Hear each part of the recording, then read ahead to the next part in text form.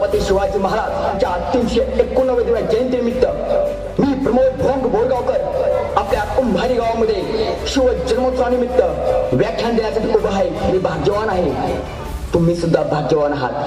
कारण काय माहिती आहे का?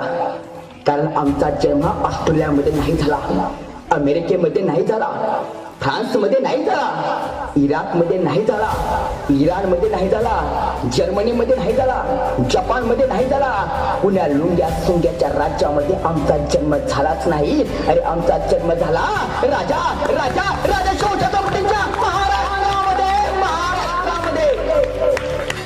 याच महाराष्ट्रामध्ये अनेक महापुरुष होऊन गेले, ज्यांच्या विचारांचा, नेतृत्वाचा, कर्तृत्वाचा अभ्यास करून आम्ही आमच्या आयुष्यामध्ये यशाचं यशस्वी पाऊल टाकत आहोत. त्या महापुरुषांच्या चरणी प्रथमतः नतमस्तक होतो. ज्या माऊलीने एक नाही तर 2 छत्रपती घडवले आणि स्वतःच्या आयुष्याचा विचार बाजूला सारून उभ्या महाराष्ट्राचा संसार उभा केला, तर राष्ट्रमाता राजमाता जिजाऊ.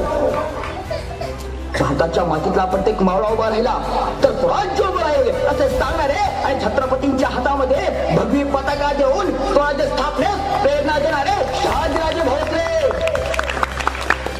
ज्यांचा इतिहास असताना अंगावरती काटा उभा राहतो, डोळ्यातून अश्रूंच्या धारा वाहतात आणि पडणाऱ्या त्या प्रत्येक धारेमध्ये एक जिवंत आणि ज्वलंत छावा दिसतो.